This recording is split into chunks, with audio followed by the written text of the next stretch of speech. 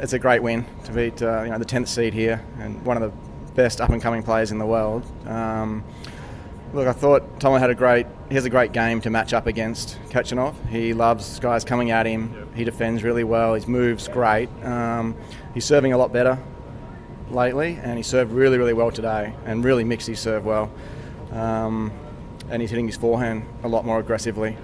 So, he executed really, really well, and he kept his composure at the important times really well too, so it was great. Is that one of the really important things in his continual development, is having this variety, whether it's serving, whether it's off the ground, just being able to really bring a lot of different things to a tennis match? Yeah, I mean, he has to use his strengths. He's not a 6'6" guy who's going to blow someone off the court, so he uses his speed. He has a great kick serve that he mixes in, and he's got to use his slice, his kick, and his fast first serve to make sure his high percentage is up, which he's been doing excellent this year.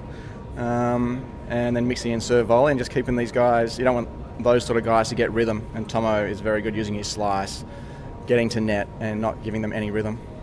You know him really well, Jaymon. I mean, how significant is this just for confidence to come to a big Masters event where the points are so valuable? This is the place outside of the slams to make your mark, where you can start to really make some inroads in the rankings. You've had obviously a little chat to him. What do you sense of what he's been able to achieve today? Yeah, I mean, I think this whole year, last year, it was much talked about. He only won one tour level match.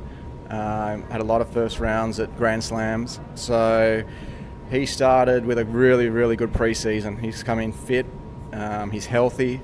And he got wins straight off the board in Brisbane, Sydney, and AO. So he's now carried that on. He had a good win against Delbonis, and he pushed Dominic Thiem at Indian Wells. So he's showing now that he's taken that step.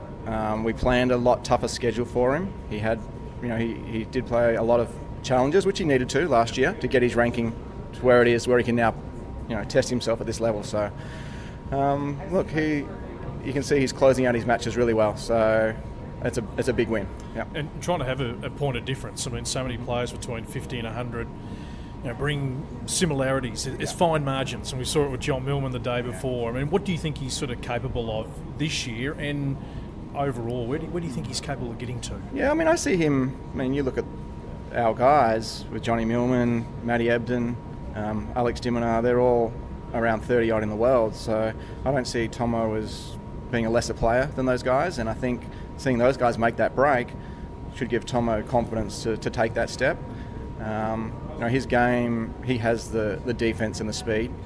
He can sometimes be too passive, and this year he's had a concerted effort to be more aggressive, mix in more serve volley, get to the net, and hit through the ball a lot more. And you can see that, which he has to do against these best players, because otherwise they get in rhythm and they put him away. You also look after Alex Bolt, who lost in qualies here early, but a really encouraging Indian Wells. He certainly looks fitter.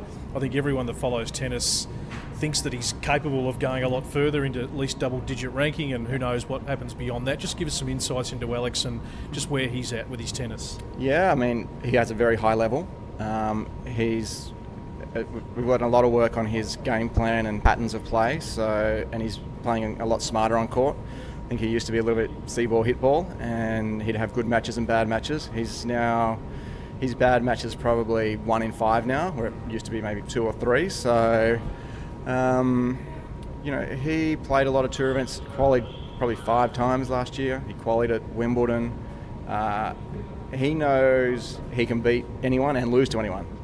He's beat 3 former top 10 players in Jack Sock, Gilles Simon and Gilbert. So he has shown he's got the level. He does, when he drops back to challenges, he's just got to be disciplined every match and make his points there. So his goal is to be main draw Wimbledon. He's got a couple of months to get his ranking down before that cut-off. So he'll do a little training block now and then go to China for some challenges, probably China and Seoul, and look for some points.